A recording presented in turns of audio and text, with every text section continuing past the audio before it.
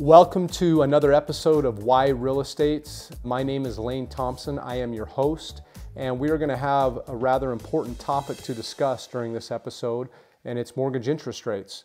I wanted to give you an update on how they affect your credit, how credit is being affected overall, especially with inflation. But some important information, I'm going to use my notes here as we go through it. As we enter the spring home buying season, there is renewed attention to the housing market as this season largely determines how the year will turn out for the housing market. Now, this is taken from FreddieMac.com, a lot of this information. On average, since 1999, around 36% of the total home sales in a year happened between the months of March to June. So warmer weather and the end of the school year prompt many to make the home purchase move during this period as compared to any other time of the year.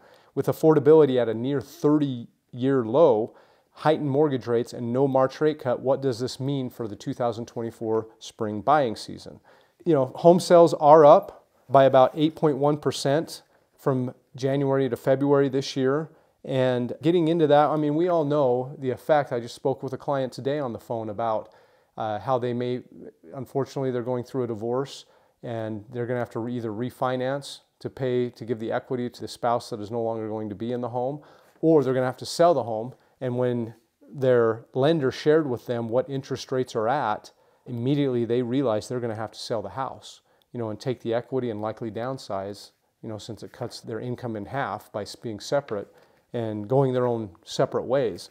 So one of them really wanted to keep the home, but for them financially it makes more sense to move on.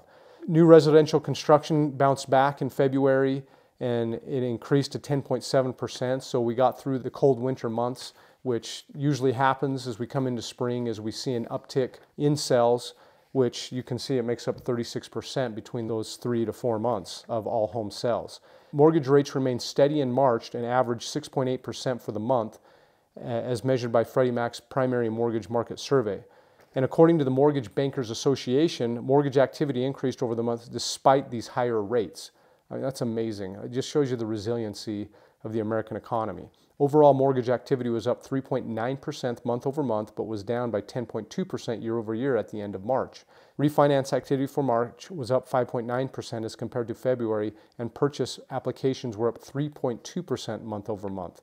While the overall impact of interest rates on mortgages has been lower than on consumer credit, we see a slight uptick in mortgage delinquency rates. So there it is, right? We've been waiting for this moment to see if we would see more foreclosures, more defaults.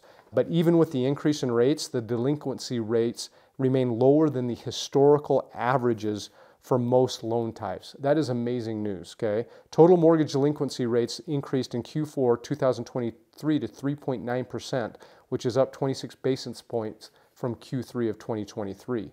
According to the Mortgage Bankers Association, there has been an uptick in the pace of new mortgage loans entering delinquency, coupled with other mortgage loans moving into later stages of delinquency.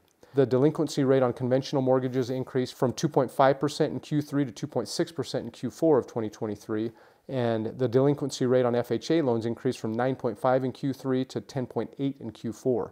So there has been a little bit of uptick overall, where you see the majority of defaults is in unsecured credit lines that people have on credit card debt, and then it usually goes to the vehicle, and then the last thing that usually fills the delinquency and people missing payments is our homes, because the place we live, we got to have a place to live, and usually it comes last.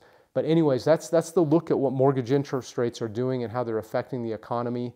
It's critical to understand and recognize that even still, after all these years, the best thing you can do, if you're in a position and you can afford to buy a home, now is a great time to do it.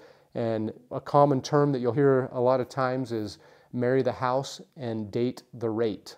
So that once you're in the house, you get the home you want. You're not having to deal with what we dealt with 2 and 3 years ago, multiple offer situations. We saw waived appraisals, we saw waived due diligence. All of that is just not good for a consumer or a buyer. But it was happening so that they could get their home back when interest rates were so low.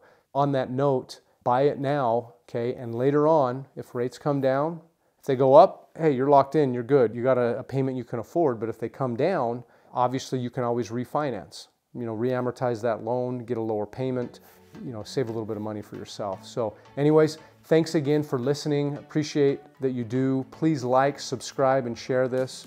We'd love to see your comments. Have a great day.